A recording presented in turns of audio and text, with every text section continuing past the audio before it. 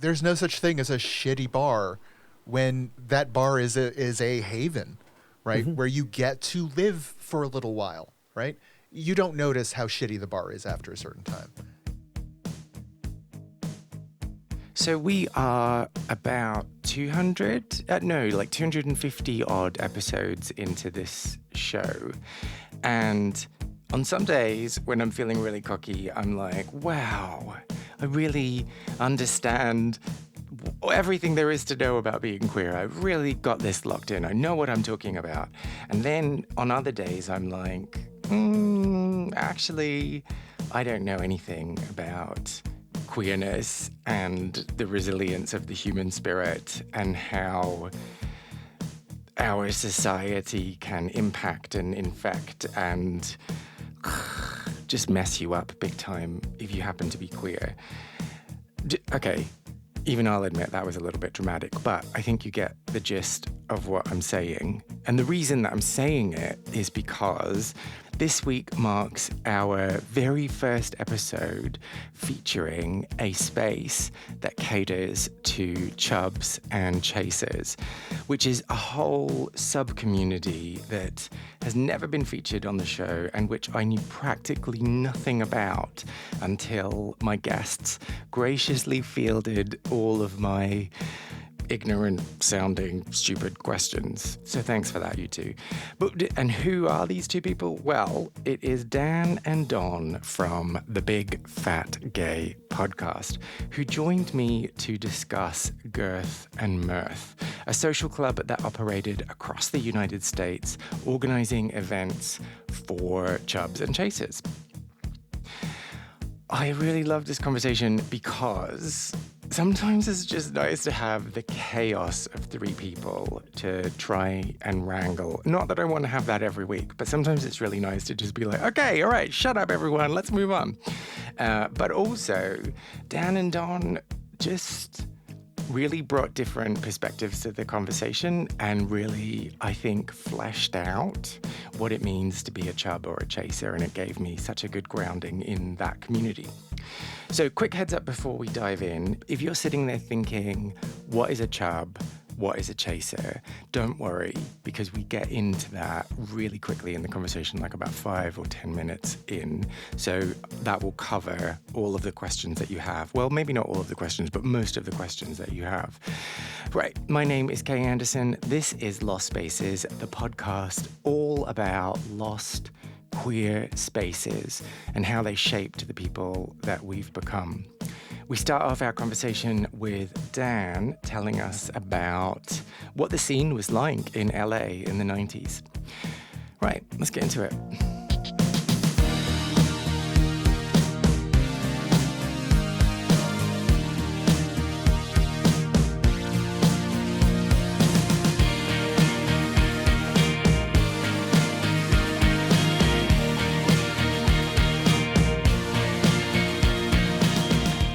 In that particular era, in that era of skinny jeans and, everyone loves a good fat joke, LA was hyper-focused on, even more so than people think, but it was really hyper-focused on skinny, skinny, skinny.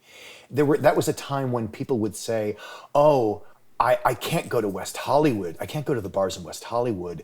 I don't look good enough. They would, and it wasn't just fat people. It was like ordinary people who just didn't feel they had the physique to pass muster in West Hollywood. And if you weren't a mainstream porn star, you didn't feel at home. Right. And it is true that Los Angeles then and now is a city where there are people who are professionally good looking. Like that is their job. They deduct their gym membership on their tax returns because it is a business expense. So I understand where that comes from. I don't think I ever saw that in practice, but everybody has their horror stories of a bar somewhere sometime. But anyway, the point is that if that was LA, Long Beach was sort of a kindler, gentler, cuddlier gay community. And Gay Pride Long Beach was always so much more inclusive than Gay Pride West Hollywood. And so I think it might have had something to do with that. And I'll say that reputation actually persists to this day. It does, but so undeservedly. My God, there's so many fat bears in West Hollywood now. It's ridiculous. So just quickly give me a geography lesson. How far is Long Beach from Los Angeles? Well, in LA we measure by time, not by distance. It's So about an hour drive on average. Okay. Yeah. It can be as short as 45 minutes. It can be as long as an hour and a half. Which is to say 17 miles. Miles means nothing to me. Oh, yeah. I should really have it. Anyway, 25, 30 an kilometers. Hour, 25, 30 works, kilometers. An hour works. But it is a very different world from LA in a lot of ways. Oh, God, yes. And the bar was just despicable. But Do you remember Pistons? But so then how did you discover it then? How did you know to go there? Because if you wanted fat boys, that's where they were. But how did you find that out?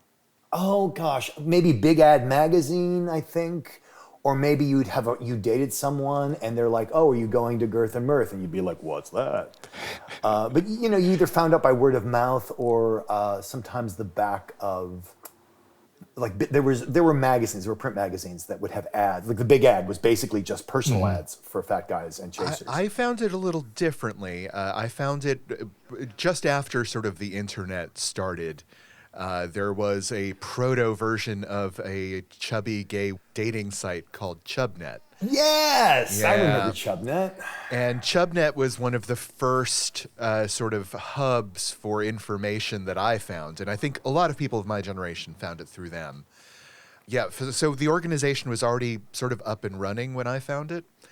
And I had, my experience is literally the opposite of Dan's. Dan is the thinner, more mainstream-bodied guy looking for guys that look like me. I was a fat guy living in the gay world that not only wasn't finding a place, but was feeling actively rejected and pushed out by it. Like, being a fat man in the 90s was not a kind thing. Like Dan talks about the jokes in mainstream humor, but that was just life, being a fat man in the 90s. Like, joking about fat people, having no access to decent clothing, like that was just life. So when I found a actual venue where they claimed there would be guys there who thought I would be attractive because of my body type, not in spite of it, it sounded like a fantasy. So for me, the first time I went to Girth and Mirth, it was not just me going to a scummy bar, it was me going to a promised land where I would get to participate in gay life. Well, it can be both, though. It can be a scummy bar and the promised land, right? Oh, no, it can't, because when you walk in and it's the promised land, you don't notice the scummy bar part. Oh, interesting. It fades away. Yeah, it's one of the, I think it is one of the two. It's like an optical illusion, the lady or the hag. It's like you perceive it as one or the other, but never both at the same time. So my Girth and Mirth experience wasn't in LA. I went to the Pistons bar once, I think. Oh, okay. After I came out here. My experience was in New York, in the New York Oh my branch. God, I'm so sorry. Well, we didn't get a bar in New York. No, it was horrible. I went once. We aspired to have a scuzzy bar. Oh, we dreamed of having a scuzzy bar to call our own. You were in a fucking community center with like we were. juice and crackers. Yeah, juice and crackers. Like I think that one of the times I went, they had like cold hot dogs on buns. They were getting like, it was weird. Okay. We need to back up. We need to give a bit more context to the listeners today. So we're talking about Girth and Mirth, which was like is it a support group, an organization? A dating group, from my perspective. Well, all right, yeah. So the history, in brief, because it can get quite woolly. Just the bullet points, Dan. Come on. Just the bullet points, please. Yeah. So Girth and Mirth was a social group for fat gay men and their admirers. One or two clubs started. They started trading resources, and they became an umbrella organization to that then franchised local clubs in places like Long Beach, San Francisco, Los Angeles, Portland, Seattle, Chicago, Dallas. And in a time before the internet, where you couldn't just order up sex from an app, if you were fat or a chaser who wanted to have sex with a fat man, that's where you went. And so these clubs were really thriving at one point. And the clubs would pay a certain dues to the parent organization. And there were national events that were sponsored by the local clubs. And again, we can get deeply into the politics some other time. Ooh. But well, no, I don't mean politics necessarily. I mean, there are some terrible politics, but also like there was a financial infrastructure here to make this run. So it wasn't just like, hey, my uncle's got a barn and my aunt sews costumes. Okay, well, maybe I'll pick at that scab later. For now, let's focus on Don's story first in accessing the space in New York, the Girth and Mirth that was in a community center. And then let's go to Dan's experience in Long Beach. And then, obviously, there'll be some intermingling of reflections and suggestions and ideas as we go.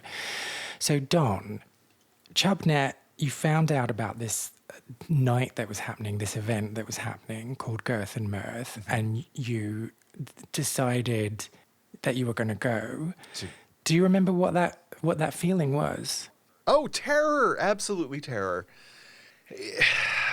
I had heard a rumor growing up as a young fat boy that there were guys out there that would still love me because of it, despite my body. Right? God. I was a Disney boy. Like, I saw the Disney movies. There was a Prince Charming for everybody, right? But my experiences in college and immediately post-college did not support that proposition. I mean, when you went into a gay bar, everyone was there to get laid, right? Mm-hmm. And if you were not somebody they wanted to fuck, they resented you for your presence. They actively resented you for taking up space that someone fuckable could have been standing in, right? And they were very clear about that. I think that was definitely the vibe in the 90s, yeah. So I felt not just like I couldn't find a place in the gay community, I felt actively pushed out, unwanted, and resented when I tried to show up. And what was the result of that? Did you withdraw from going out, or did you still go out regardless? I relied more on straight friendships, went into straight spaces, because I was gay. I didn't care if I got rejected, and I wasn't rejected in straight spaces, honestly. The straight world was kinder to fat men than the gay world was by a long shot.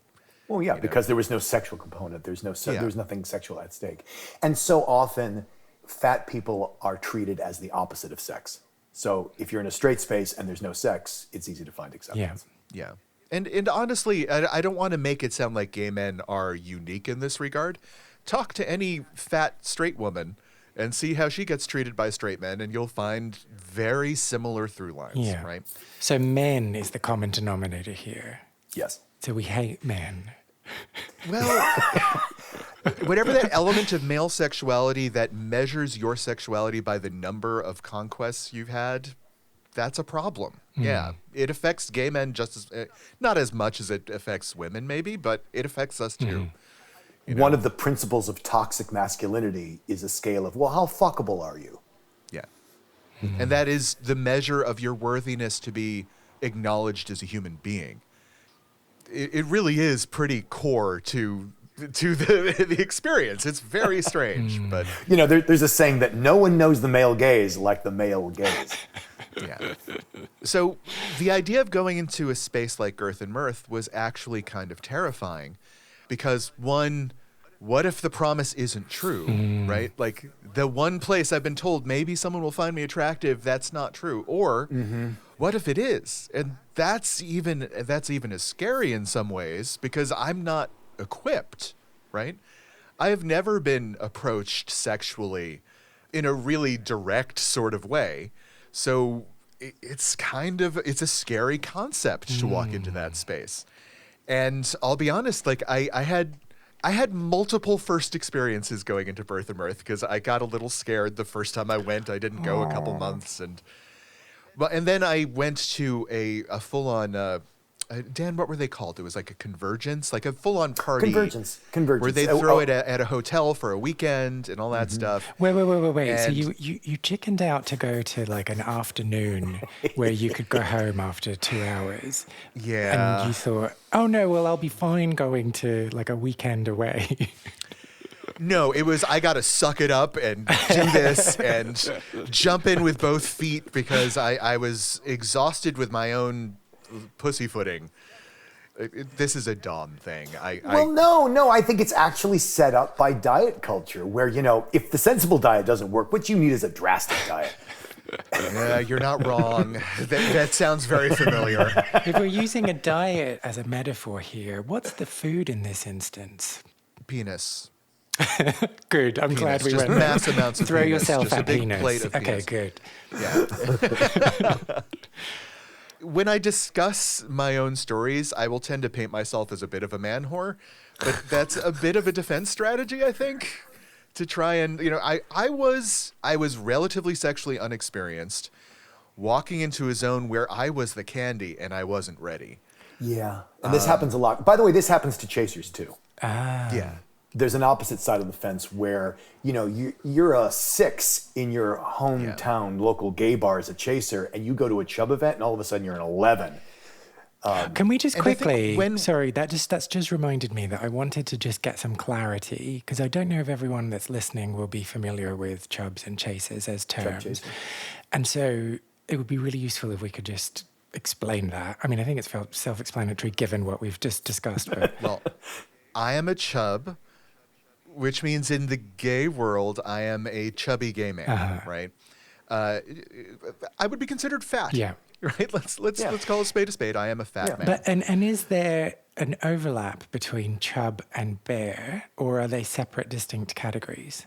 Oh my, this is the subject of many, sorry, many have I essays. just opened a can of worms? No, it's not a sore point. It's simply a controversial and But it's also sort of a regional thing where like the answer is different in Europe than in the United States. in Europe there are no chubs. Everyone's a bear. It's easy. Okay. You don't have the word. You don't have the terminology, and it's because European culture tends to produce thinner people, at least so far. So bear is a sufficient catch-all. However, when you come to the States, bear culture and chub culture are substantially different. And a bear, historically, a bear doesn't have to be fat, whereas a chub does. Okay. And what are the differences? Like, again, bullet pointy, what would be useful for me to know? The typical difference is, bear culture is very involved in tokens of masculinity. So body hair, beard, flannel. If he's fat, a belly over the belt buckle. A lot of performative masculinity in the bear culture too. Well, and whether it's performative, inhabited, whatever you want to call it, but there is a bear culture was a reaction to the debilitated twink of the late 70s and 80s, where everybody had to be coiffed and hairless. And so the bears were like, fuck that, we're not, and it's sort of that, okay. Then the history of the chub culture is simply fat men who wanted to date and guys who wanted to date a fat man. It has nothing to do with masculinity in itself. I mean, gay men are always consumed about masculinity, but they come from very different origins. The overlap is if you happen to have these masculine tokens and you also happen to be fat, well, where should you be? Should you be in chub culture or bear culture? And it really depends on where you feel most at home. Okay. There are a lot of people who look like bears but really do better in chub culture because they're into opera and math, which are not hyper-masculine concepts. Now, I'm not saying that bears can't be a bear and like opera and math. I'm just saying that, there are a lot of chubs who kind of look like a bear but don't feel at home in a bear bar. Okay, and then just to finish this conversation, so a chaser is an admirer of a chub. Yeah, so someone who is attracted to fat men, who prefers a fat man as a partner. It's not a kink, it's not a fetish, it's just that's the body type you're attracted to, the same way that lots of people are attracted to lots of other body types. Sometimes to the point of complete exclusivity and sometimes to the point of like, no, I just kind of like it. Cool. But I let me interject here to point out something that the audience might not think of right away. I think when you're talking about Girth and Mirth, it's easy to sort of focus on sort of the fat guys there as being talking about what I've talked about, right? Feeling uncomfortable, out of the mix, unprepared, not knowing what's going on. But the fact of the matter, and I didn't know about this until I started having real conversations with Dan on our podcast, was the same amount of insecurity coming out on the chaser side of things. Oh, hell yes. The same lack of romantic preparation or understanding, but coming from a different place. So like a chaser being told their entire life that their attractions are wrong, right? Like, why are you attracted to that? You predator, leave that poor person alone. Right? So, I would get all sorts of slings and arrows about like, oh, well, you like fat guys because you're insecure. Oh, you like fat guys because they're easy prey. Oh, you like fat guys because you have low self-esteem. So imagine this space where you're getting all these people coming together for the first time, where all of them feel like they're unworthy or wrong or prepped to be rejected from this space, right? Because that is the norm that they've always experienced until they found this place. So my experience of going for the very first time, again, keep in mind what Dan said. Like, we didn't even get a scuzzy bar. I was in a community center with fluorescent lights overhead, chairs for the what was it, the sex addiction counseling group Oh my that God, had just yes. broken before Just us, broken, yeah. pushed to the side. It was a very unromantic environment, but that said, it was the first time that when I walked in a room, like, three handsome guys looked up and like came over within 5 minutes to introduce themselves. Like, that was not my experience of life, right? And I should, as one of that types of chasers, it is incredible. Like, you smile, you make a move, and this really hot fat guy like freezes or runs away or turns to the wall. I had that happen once. We're just hoping you wouldn't notice he was looking at the wall. I actually was talking about this with a chub many years ago, and he's like, "Oh no, they don't do that. They don't like." And then I said, "Oh yeah, watch." And we were going to a chub chaser Halloween party, and I went up to a guy. All I said was, I made eye contact, I smiled, and I said hello, and he literally turned to face the wall. And my friend said, "Holy shit, I thought you were joking." Yeah. Well, he has the same social skills that I do. You'd be right at home. And that's the thing. But again, it's really hard to read. It's really super hard to read. Yeah, I imagine. The only way you get past that habit is by having experienced it a couple times, right? And when you're in a world that is literally advertising how unfit you are for that treatment, how often do you get the chance to get past being approached? And so, Don, at the first time that you went there, you were suddenly getting attention, and you said you freaked out and left. I didn't freak out and leave. I just didn't go back for a while. It was a little overwhelming. Oh, but you saw the whole evening through, so that's to be admired. I stuck it out. I'm one of those people where, like, the more afraid I am of something, the more I have to be there to stick it out. Otherwise, it wins, right? And I will not lose to my insecurities. I will not lose. That's right. Yeah, that's right. But I will miss out on the next month's gather. And so that's something else that the audience has to understand, is this was a monthly occurrence, right? It wasn't a weekly thing. It wasn't like chub night, yay, I get to go to meet the guy. No, it's like, no, I'm missing January 13th. I don't get to see another guy who's going to be attracted to me until July 13th, Well, February, yeah. You know what I mean. Yeah, I was going to say, like, monthly? Is monthly different in the US? We have a different calendar here in the US, you see. Right. But it was so much. That first one was so much, and there was so much to process that when that next opportunity came up a month later, it was just too much, and I didn't go, and then I missed another month, right? So imagine your sexuality on a 1 month schedule. This is before apps. This is before all of that. So if you don't have the bars available, this was your window. Well, right? talk to me then about the thought process in the week leading up to that second potential night. Oh, God. Yeah. Terror? Well, it's complicated, and it's hard to get into without keeping you here for hours, because, like, part of it was these lovely guys came up, and they're aggressively friendly in a way that I haven't experienced before, right? They're touchy, and they're lovely, and they're wonderful, and because of the space, and it wasn't a bar, they were also being kind of respectful in a way that made it safer for me, right? Oh, it sounds terrible, Don. Sounds awful. It's hard to explain. It was all too good, right? In some ways, it was too good, and that was scary.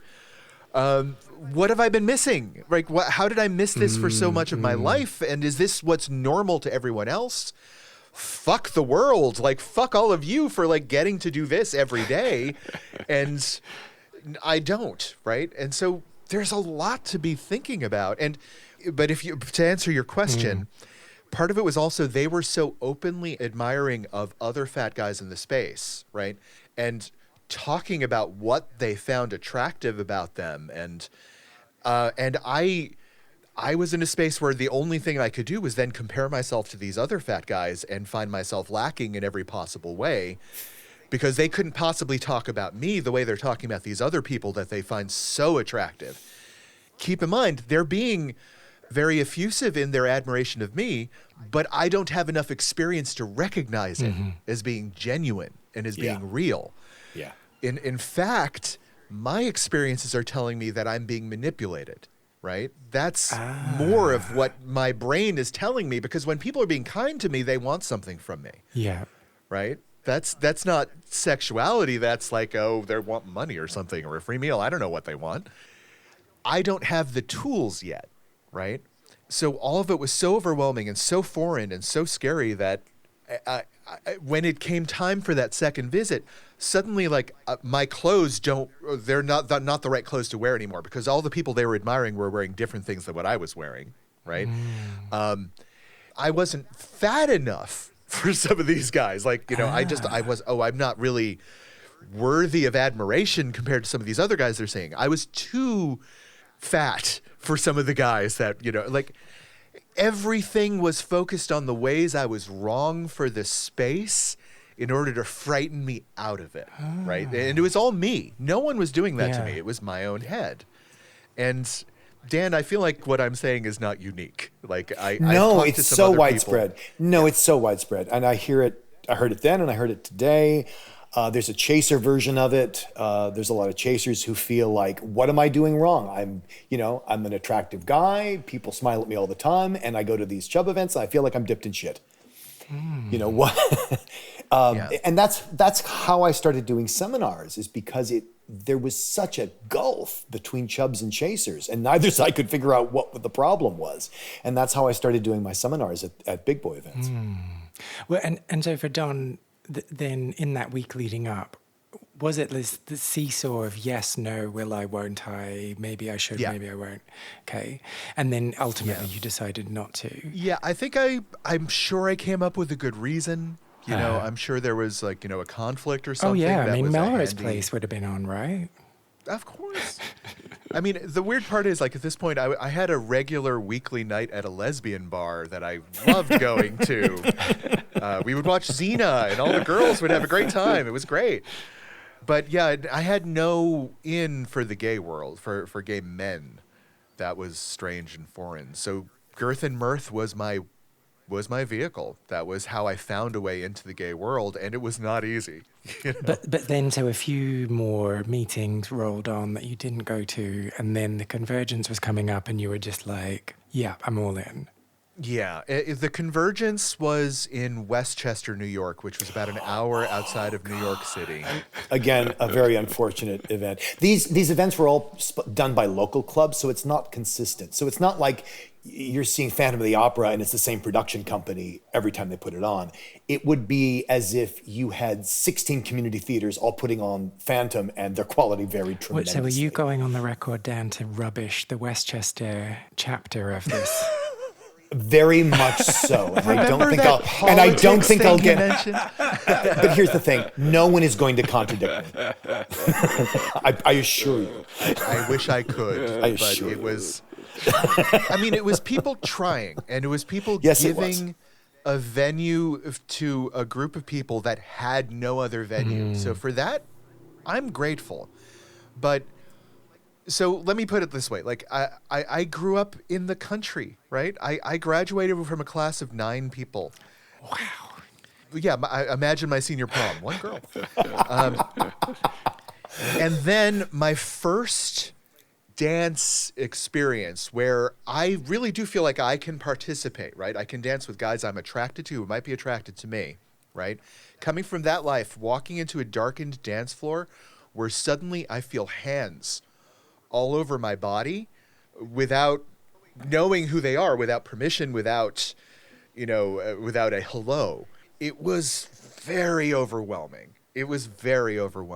And, the freedom of sexuality that these guys had, and I am not condemning their sexuality or their expression of it.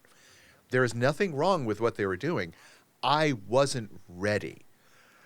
I feel like when I give this experience that most people would find it either hot or unsurprising or interesting, but like I was dancing on the dance floor, I was feeling a little overwhelmed. I left, I went to the bathroom, and someone from the dance floor followed me to the bathroom and got extremely sexually aggressive. Not that sounds rapey. I don't mean, but like was forward. I wasn't ready for that, and I was so unprepared and so scared is the wrong word, but like I didn't know what was happening. Right. And Girth and Mirth was a wonderful opportunity to understand what that other area of sexuality was, but there was no sort of like, welcome to the world, here's your starter pack. It was 0 to 60 in that environment, right? And I don't think that's what Girth and Mirth was intended to be, but without those extra sort of or like facilitation, padding around the edges for the newbies. So then, did you have a good time at this convergence? I'm not sure. To be honest, I genuinely don't know how to answer that. It was a time. It was a time that had to be picked apart. Okay, so let's not focus on that then. Let's focus on when you get home from the convergence. What's the feeling? I hold on. I don't want to leave it and make it sound like it was a negative experience that I regret, right? It was a formative experience that was necessary in the time. But going so on. then getting home and having the time to decompress and like process everything that had happened. What are the feelings? What are the thoughts over the coming weeks? Weirdly enough, it was a lot more about questioning who I am and what is my sexuality, right? Like, is this who I am? Am I the guy who, like, I didn't hook up with a guy in the bathroom, but am I a guy who hooks up with guys in a bathroom? I didn't know. And so for me, it was a starting point for asking questions that I think a lot of gay men got to start asking themselves about 20 years before I did. Yeah. Right? What's the point of asking these questions if you don't have potential sexual partners, right? Well, it doesn't come up, right? The only time you wonder if you're the guy who has sex in a bathroom is if you have the opportunity to have sex in a bathroom. Exactly. So it was me being dragged kicking and screaming into having to actually think about my sexuality and what gets me excited. And am I a prude? I never thought I was a prude. Oh God, I might be a prude, and well, especially since you were raised in a society that says if you're fat, you don't have a sexuality. Yeah. And also growing up in a very rural environment where gay sex is bad, right? Like it's a moral failure. But surely it was happening if there was only one girl in your whole entire class. All the boys. No. She must have been busy, Don. No, gay was not part of the life where I grew up. It just was not part of any conversation. So me getting to New York was when I started to get to understand that it was a part of me. It was something I had to confront. And Girth and Mirth, I describe it as all these different little traumas, but it's because I had to compress my sexual adolescence into a couple months in monthly meetings, right? That was the window where I got to experience my sexual adolescence. It was rationed once a month. I think that's a brilliant way to say it, yeah. Yeah, it was an intense experience. And I think to outside, the way I'm relating it, I wish I could relate how some of these experiences that sound negative were positive things for me because they forced me to confront things about myself that I was avoiding and trying to do in the most sort of sanitized way possible.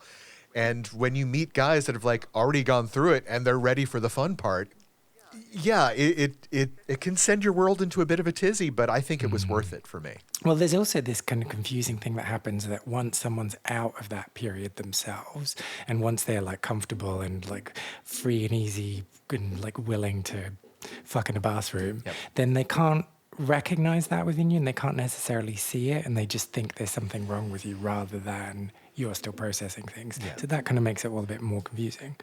But also from their point of view, right? Like we're saying this is the one place where fat sexuality existed, right?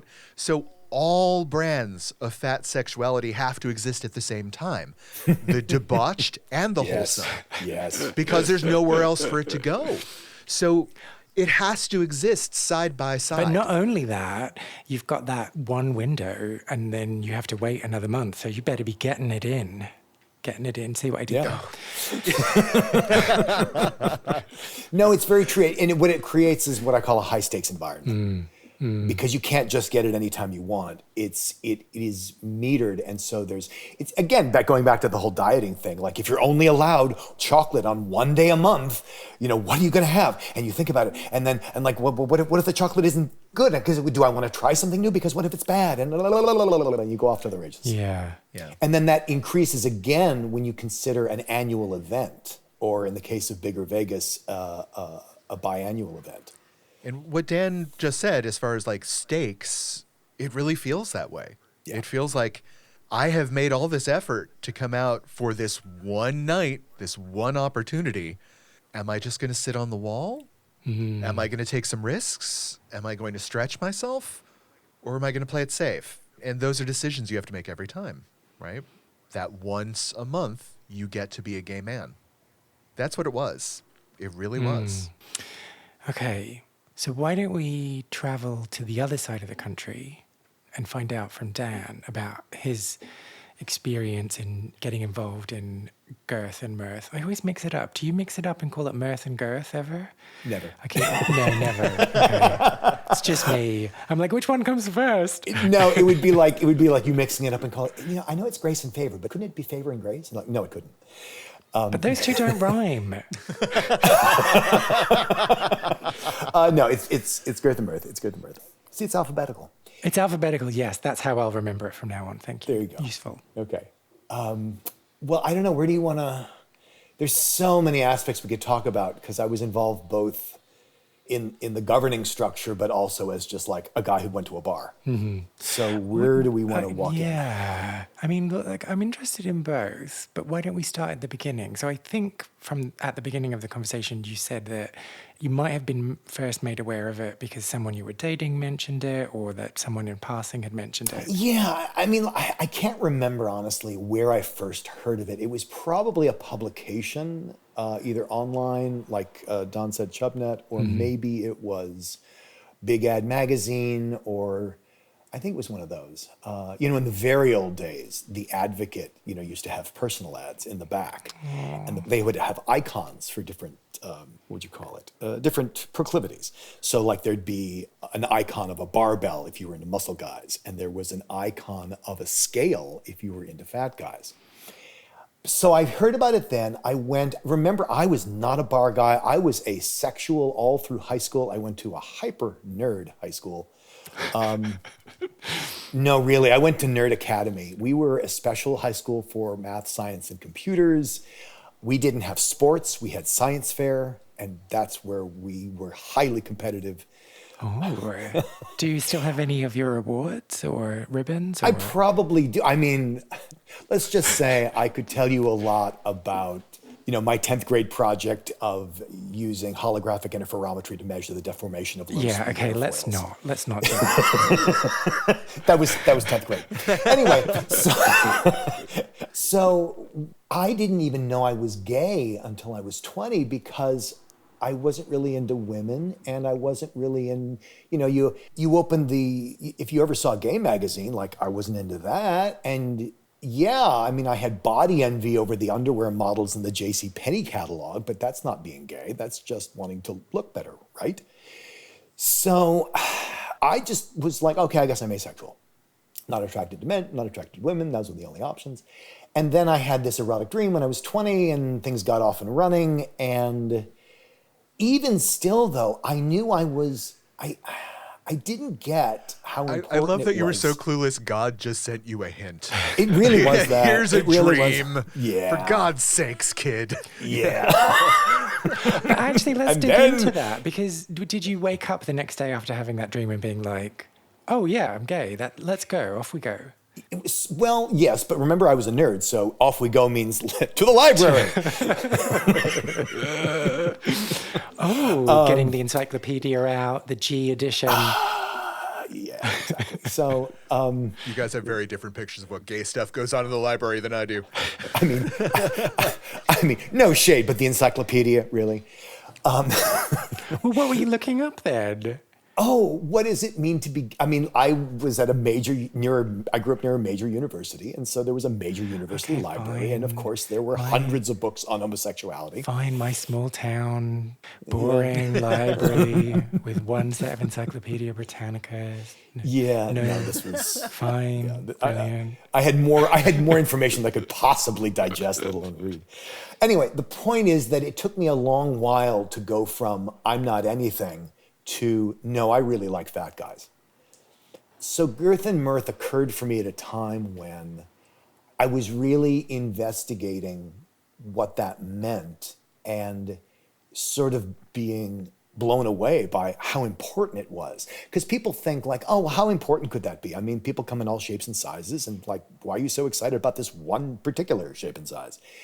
And there's a long answer to that, but the answer for a lot of chasers is, well, because it does. Like a guy once asked me, a normie straight friend of mine was like, well, why do you like fat guys so much? And I said, because they're really fucking hot. And he was like, oh, okay. But because what else are you going to answer? And he kind of got it's the best possible answer, really. It's the best possible answer. And like, what else are you going to answer? You know, it's like, why do you like chocolate? Well, because chocolate's delicious. Oh, okay. So but I wasn't a bar, right? I wasn't a bar guy. So it's not like I had this long history of going to bars and picking up guys, because no. So my big bar experience was going to a place that I never would go, to an area that I never would. This was in a bad area of almost Long Beach. Long Beach is a nicer part of where this actually was. But the point is that it was a really, really scummy biker bar. That was the only, and historically that's where Girth and Mirth or chub nights occurred, because it was the only kind of bar that would let our kind in the door for a night. A swanky bar, a high prestige bar in West Hollywood isn't going to have a chub night because, well, A, who's going to come, and B, that'll be a financial disaster for them. Mm-hmm. But an obscure, scuzzy biker bar on the fringes of Long Beach, they're like, yeah, sure, you want to do a night here once a month? What do we care? We serve the same beer no matter what. Mm. And it was the place you go for a beer, not a cocktail. So let's go one step back. So you had this dream when you were around 20, and you're like, to the library, and then you investigate, you figure your shit out. What's the time difference between this dream and your first trip to Girth and Mirth? I got it right that time, just by the way. Oh, shit. It could have well have been decades is the fastest. Oh, okay. Decades. So what were you doing in all the time in between? Well, because I spent a long time in... Well, if I'm gay, why am I such a disaster in bed with a hot, normal gay guy? I was really bad. And I had a wonderful, hot, thin boyfriend, and the sex was miserable. But it was so miserable, I didn't even know it. I just thought that's how sex was. Oh, no. And luckily, he was really amazing, and he had come out of a psychology program. And he was very patient with me, and he was very good at not making me feel bad about it. And again, remember, I didn't know I was bad at sex. I just thought sex was bad. Mm-hmm, mm-hmm. And I could tell he was a little disappointed. You know, you talk about being prudish, Don. I mean, Jesus. Prudish plus I didn't want to do any of those things. You know? Like, you want to put your dick where? Oh my God, that's gross. Of course, I didn't say that because I knew I knew from my research that is not what one says. But, and it wasn't until I started having experiences with fat guys that I realized, oh my God, this is not just a feature. This is a necessity. In the same way that a lot of gay men come to discover, like, oh yeah, I can have sex with men or women. And you're like, well, really, mostly men. But yes, but how did you get to the point where you were having sex with that man that made you get that realization? Because one of the suggestions my partner at the time had was that we open up the relationship. And then I got to explore, and that was fantastic. I mean, initially I was devastated because I was, from that traditional mindset of monogamy is the relationship. If you don't have monogamy, you don't have a relationship. And I went from that to monogamy as a feature of a relationship. How did I do that? Well, because he wanted to fuck around, because he obviously wasn't getting any good sex at all. And no butt stuff. Yeah, well, and he suggested that I go fuck around for my own benefit. Mm-hmm. And initially I was absolutely devastated by that news. And then I was in New York on 8th Avenue. These things tend to happen by lightning bolt with me. I was walking north on 8th Avenue, New York City, and lamenting my state, where he was off at like, where's that? Not Fire Island, Don, the other one with the Cape, Provincetown. Provincetown, okay. He was off at Provincetown, fucking his brains out. And I was lamenting my desperate state. And then I realized, wait a minute, I get to have any sex I want? And that sort of like started to infect my brain. And that changed my whole attitude toward monogamy. It changed my whole attitude towards myself and my sexuality and not being a failure in bed. That when I had what I really wanted, I was so much more successful. I know that's shocking, but yeah. Yeah, but then how did you get to the point where you were like, yes, this is what I'm attracted to. I'm going to go and because eventually try that out. That boyfriend broke up with me because he says, I love you, but I want my primary sex in my primary relationship. He said, it doesn't work for me that you're not that into me, but we love each other. Mm-hmm, like that's not a good enough reason to stay in a relationship. And famous Thunderbolt line. I was bawling my eyes out. We're out of a relationship. You're breaking up with me. We don't have a relationship. He said, don't be silly, honey. Of course we have a relationship. We just have a different relationship now. Which was true. We didn't have a sexual relationship, which, come to think of it, was better for both of us. He did me a tremendous favor. I learned so much from him. Then I began exploring more, and eventually I moved cities, and the great thing about moving cities is and this may be an American thing, it might be a California thing, but you change cities and now you're anybody you say you are. So yeah, of course I've always liked fat guys, and of course I've always been gay, and what of it? And you just show up in this new incarnation, and you don't have to be who you were. Yeah. Well, am I misinterpreting what you're saying to me? Because I had thought that you were telling me that you recognized you were gay, but you didn't recognize that you were attracted to chubby men. Mm-hmm. But now you're saying when you came to LA, you acted as though that was always the case. Mm-hmm. So was it that when you were 20, when you'd had this dream, you knew, but you just didn't act on it? I think the evidence is always there. Okay, yeah. Did you know you were gay when you were 6? Some people say, of course I did. Some people say, like, how would I know I was 6? Mm-hmm. I was always fascinated by fat people, but that's not sexual, right? Mm-hmm. Because again, we are trained that fat is the opposite of sex. So if you have any thought about a fat person, it's obviously not sexual. I once talked to, I'm in the theater, and I talked to a fellow director.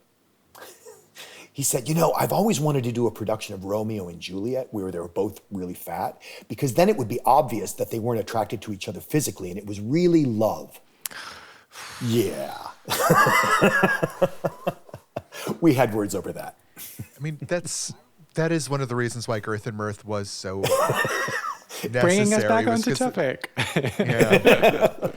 Well, I mean, like my own father, who loves me and is not an abusive man, told me at one point, like, I told him I try to just date guys that are attracted to me, partially because of my body, not in spite of my body. Right. And the words that came out of his mouth right away was like, you can't do that. There's something wrong with them if they're attracted to your body. Right. Welcome to my world, Don. Yeah. Yeah. I mean, these affirmations of spaces like this, it helped me develop the courage that I have today to say that my sexuality is my own, despite whatever the world says about it, right? I'm not sure if I'd be here in this form without Girth and Mirth. And I think this form is probably one of the healthier versions of me that I could muster. Mm-hmm. So. And we've jumped all over the place, sorry. Let's go back to that first night that you were going to Girth and Mirth. So it's this sketchy part of town. I was disgusted. Nothing in my life had prepared. I came from a nice white middle-class suburb, and here I was going to this really dirty biker bar that I wouldn't there's no reason I would have even known it existed, let alone been there, just because it wasn't nothing in my experience prepared me for it. And you got in there and it's like, yep, it smells like what I'm describing. It's the place that smells of urine and beer. It's the place that the decorations are hubcaps and motorcycle chains. And that's great if that's what you're into, but that's not why I was there. So I kind of have to push past all that. And I will say that once I saw who was there, that made it a hell of a lot easier. It was sort of like going from why the fuck am I here to, oh, hi, what's your name? I don't give a crap where we're standing. I'm standing next to you. Okay. And so was it like that? Was your experience different to Don's in that you were just like, yep, here I am, talk to me? I was, again, I have very different formative years and personality than Don, so I don't have trouble going up and saying hi to people. What was hard for me was that if I go up and say hi to a person at a bus stop, they'll have a conversation with me. But if I went up and said hi to a fat guy at a Girth and Mirth event, oh my God, it was like I was asking them for money or something. It was very difficult to have a conversation with guys because they would usually do one of two things.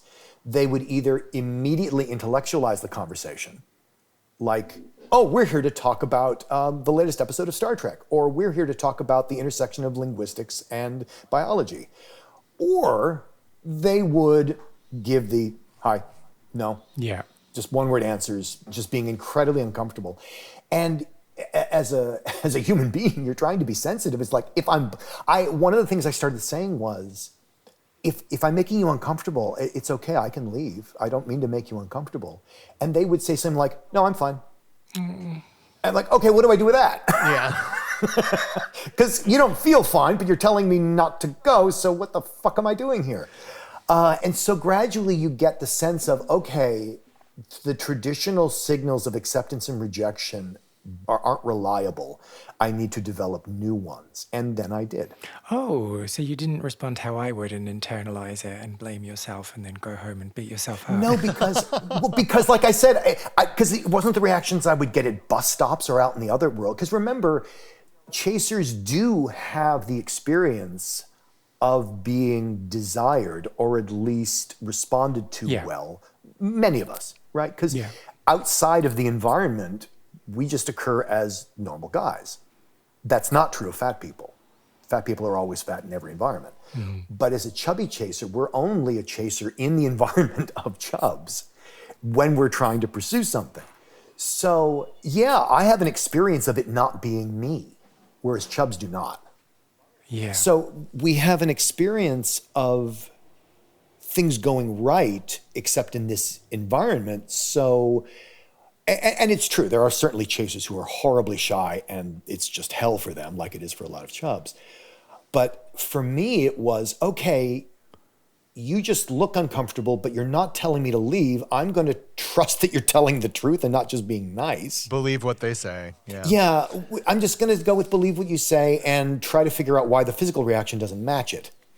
And there was, like, I remember being at I was at an event in San Francisco at the Playhouse, and this was very, like, it was a Victorian home that had been turned into a sexual play space.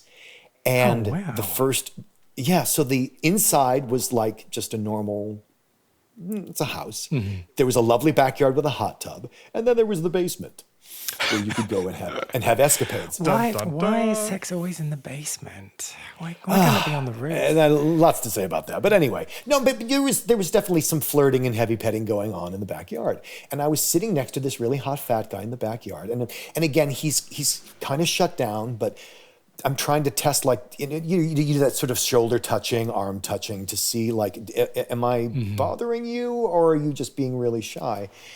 And at one point I had my hand on his leg and there was zero reaction. I had it, on his thigh. Mm-hmm. And we're just sitting next to each other, fully clothed. There's zero reaction and I'm keeping it there and there continues to be zero reaction and the conversation's fine, but not exciting. And at one point I said, is it okay that I have my hand on your thigh? And he says, that's okay. True love. Okay, so fast forward, I ended up going to the basement with him, but I am doing all the heavy lifting here. Well, So to speak. So that's taking us to San Francisco, but let's go back to Long Beach on this first night. Sure. Did you melt anyone's heart? I have no idea.